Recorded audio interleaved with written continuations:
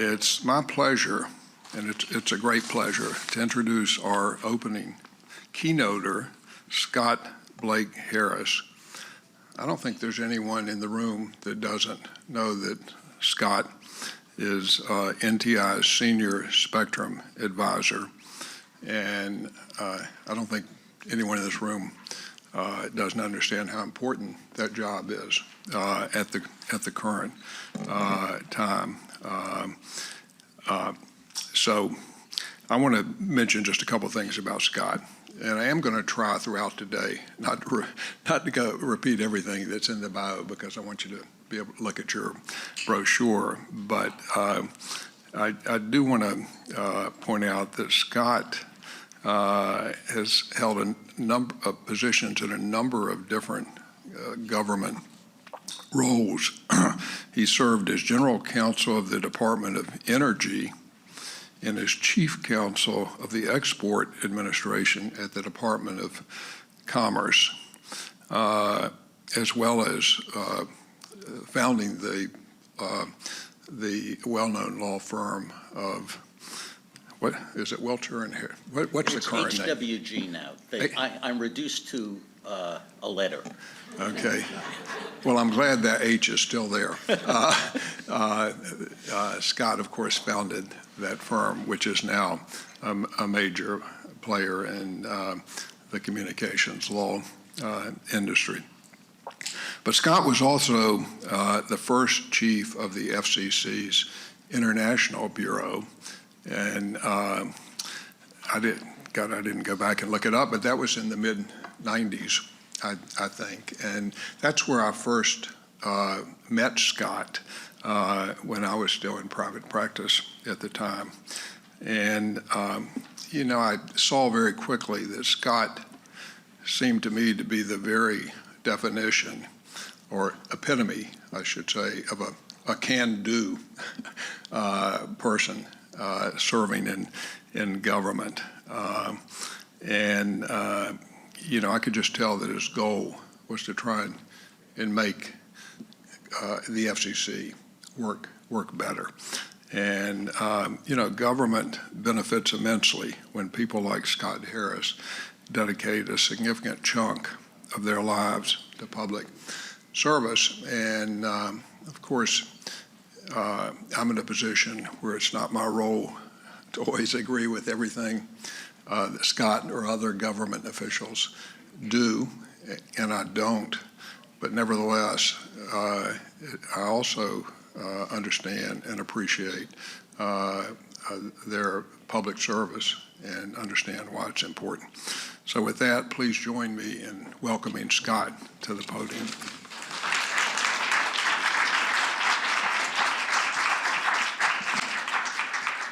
So I always thought Randy did agree with everything I did. That's a shock. So I'm not really good at this public speaking thing.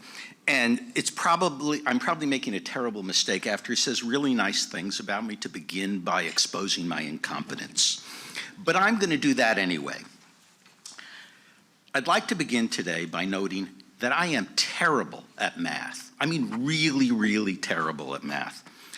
I'd also like to note that I find the concept of a leap year to be, at best, an annoyance. Why mention that today? Because the presidential memorandum on spectrum gave NTIA 120 days to issue an implementation plan following the release of our national spectrum strategy. Our national spectrum strategy was released on November 13th last year.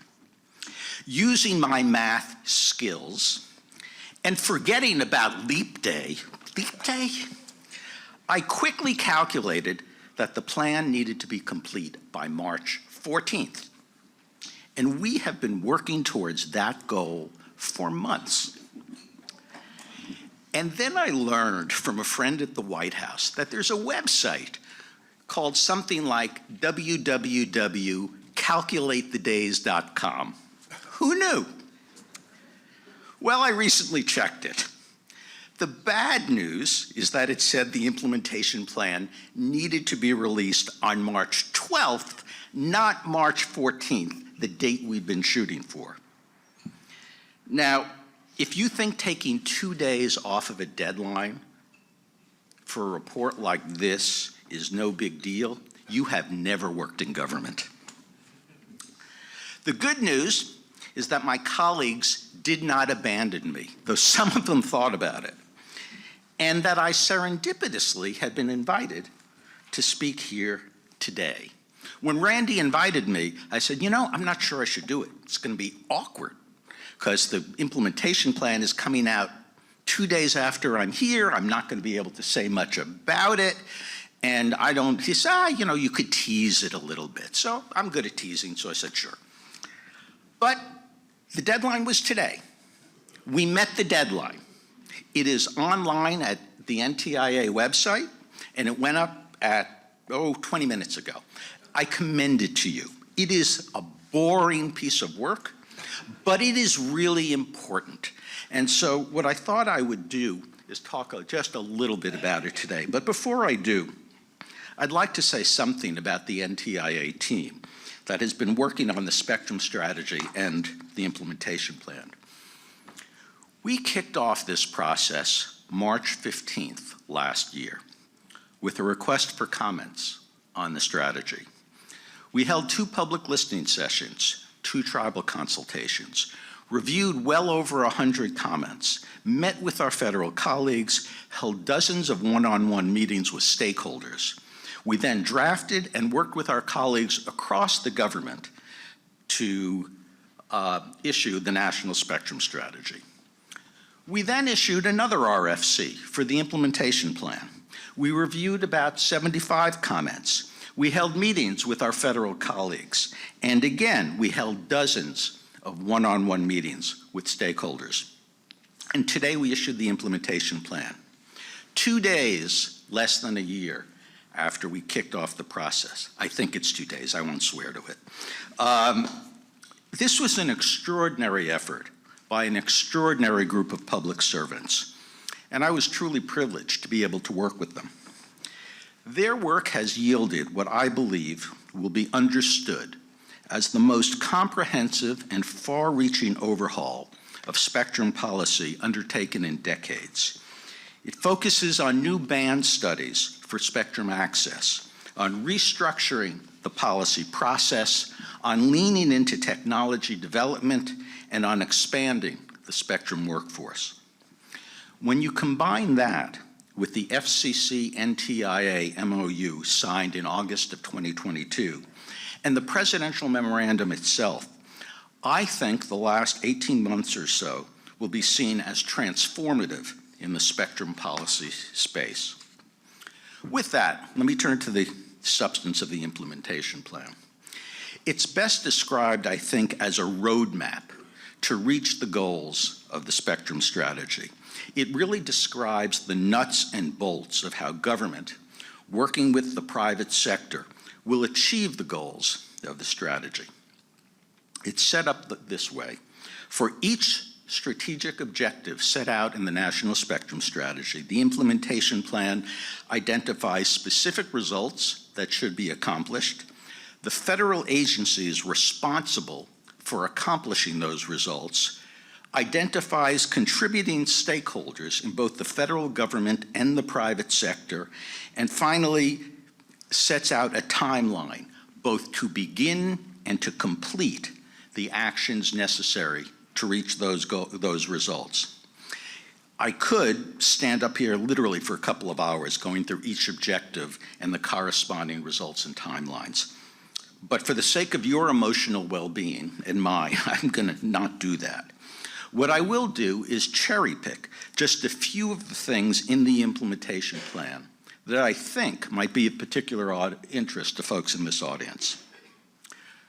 So for better or for worse, much of the attention on the strategy focused on Pillar 1, where we identified 5 spectrum bands to study over the next 2 years for potential repurposing.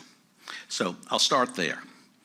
The lower 3 gigahertz and the 7 to 8 gigahertz bands have been the focus of most attention and most discussion.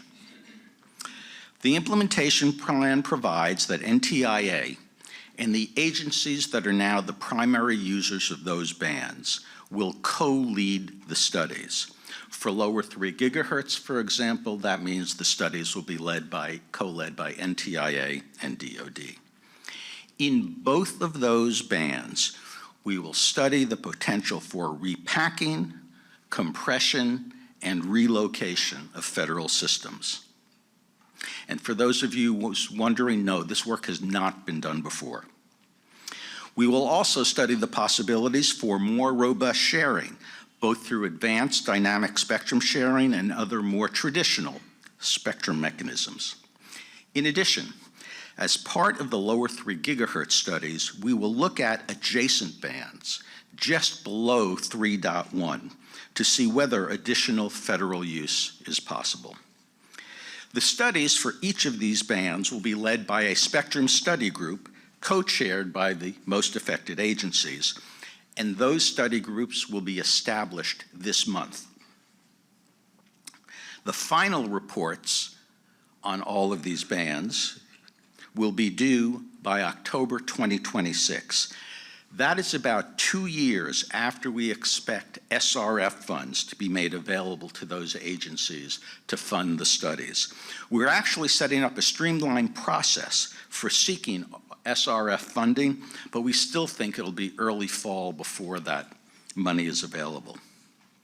So let me turn to 37 gigahertz, another band that's gotten a fair amount of attention recently. We're going to set up a working group immediately, like in this week. And we plan to develop, we will come up with a study plan within a month. The final report on 37 gigahertz will be due this November. Again, I'm really crappy at math, so I don't know, that's 7, 8 months, but something like that. And we will be done and have a final report on that band. For the 18 gigahertz study of satellite and space spectrum, we'll set up the working group in a couple of months, this May, with the final report due a year later, in May 2025. For the 5 gigahertz study of UAS spectrum, unmanned aerial systems, we will set up the working group a year from now, again with the final report due a year later, in that case, March 2026. So why these varying milestones? Why not do it all at once? This stuff is really easy for me to say, right? It's actually really, really difficult and time-consuming for the engineers to do. This is a lot of hands-on work.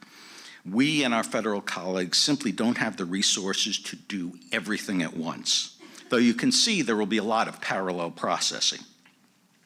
But we wanted to make sure that even the most difficult bands would be completed within our 2-year time frame, and so we then worked out how to fit all the other bands in and still meet the 2-year goal.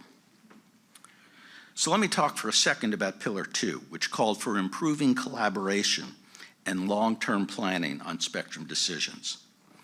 The implementation plan provides that working with the FCC, we will draft a new collaboration framework that leverages existing advisory groups and existing working groups to create a direct, continuing dialogue between federal and non-federal spectrum stakeholders. We will provide for the creation of band or issue-specific federal, non-federal, multi-stakeholder groups. Our primary focus will be on creating these federal, non-federal working groups, including cleared groups that can access classified information under the auspices of the CSMAC, NTIA's Federal Advisory Committee, and of course consistent with the Federal Advisory Committee Act. We will begin this effort immediately, and we will complete this work, meaning the standing up of the CSMAC and associated working groups, within 18 months. Pillar 3 focused on harnessing technology and innovation to enhance spectrum access. Beginning immediately, we will work with DoD to conduct a 12 to 18-month initiative focusing on the 3.1 to 3.45 band, lower 3 gigahertz, to demonstrate new technologies and capabilities to improve dynamic spectrum sharing. Also beginning immediately, we will work with the National Science Foundation to create a national DSS test bed where industry and academia can demonstrate proposed DSS technologies. So we're getting 2 bites at the DSS apple. Going beyond just dynamic spectrum sharing, the White House Office of Science and Technology Policy will take the lead on preparing and releasing a national spectrum R&D plan by the end of this year. And by December 2025, NTIA will develop a roadmap for improving receiver resistance to harmful interference. Finally, Pillar 4 addressed the spectrum workforce, specifically the need to attract and educate a skilled workforce to be innovators of the future inside government and in industry. Here, again, the National Science Foundation will take the lead to develop a national spectrum workforce plan over the course of the next year. So look, as I said, it's not the most scintillating reading. It really is a roadmap. It's about as interesting as reading a map in your car. So I'm going to stop here trying to describe the I-Plan, and I'm going to let it speak in detail for itself. As I said, it is now on the NTI website. So where are we? We have a strategy. We have a plan to implement that strategy. Now it's time to execute on that plan. It will take a variety of federal agencies and many other stakeholders to execute on that plan successfully. But as of today, we have provided a precise roadmap and timelines against which we can be judged and against which we should be judged. And that, I think, is no small accomplishment. Thank you.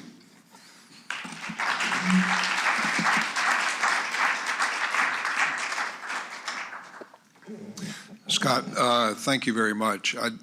I'd like to claim that when I invited you to speak, I consulted that website that counted the days, so I would know that today would be the day when you would announce your plan. But that would not be true if I said that. But I'm so happy it turned out that way. And again, thanks for all the hard work you do day in and day out.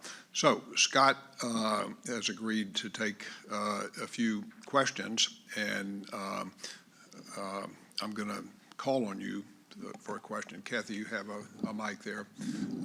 First question will be to Lynn Stanton here. And no questions about my math skills.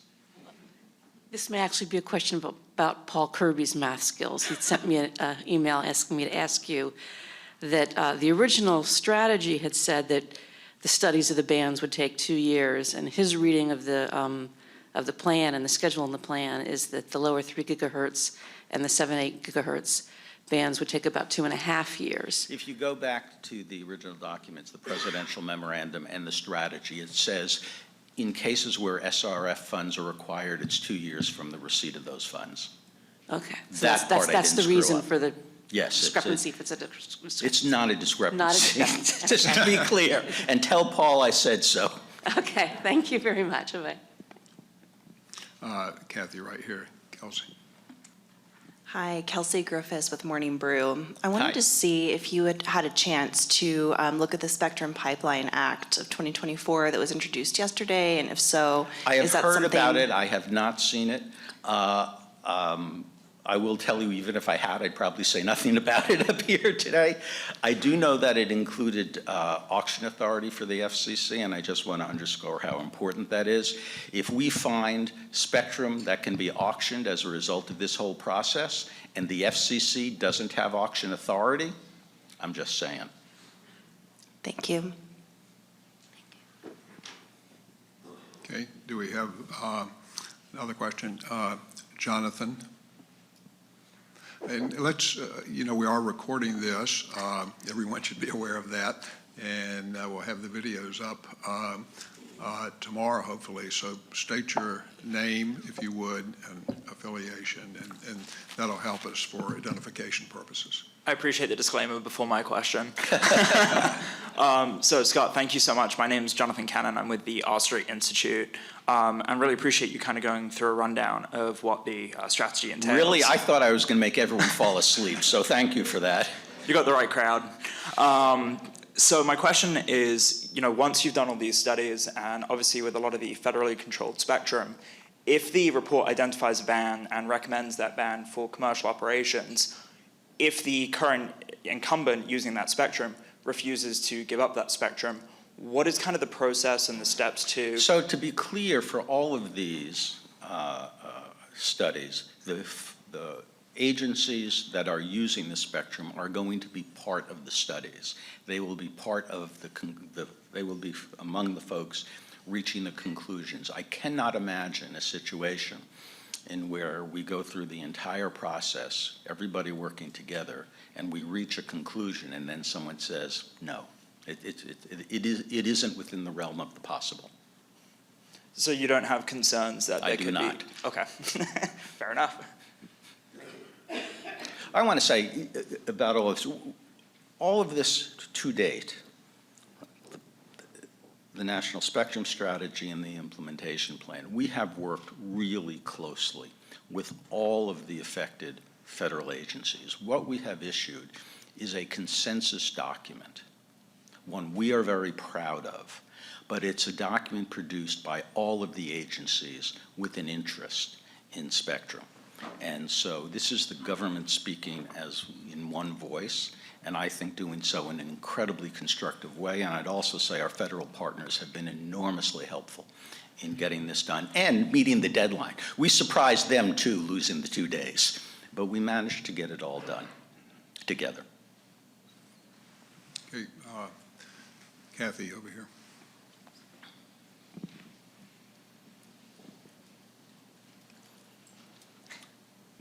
I'm Peter Humphrey, an intelligence analyst and a former diplomat. I recognize that as we assign spectrum domestically, that on the geographic margins of our nation, we will occasionally be impeding on the territories of other geopolitical entities. And I'm wondering how you guys handle that overlap with people who may not always agree with our So assignments. this harkens back to my days at the FCC running the International Bureau, where we had a whole group of folks who spent their time negotiating with our friends in Mexico and Canada on cross-border issues. The FCC, with our team as well, is enormously good at that, and these things have always managed to be worked out in a satisfactory way. I don't see that changing either. We may not be official diplomats, but pretty good at it anyway. Okay, I think that I don't see any more questions, and so with that, please join with me and let's thank Scott Harris one more time today.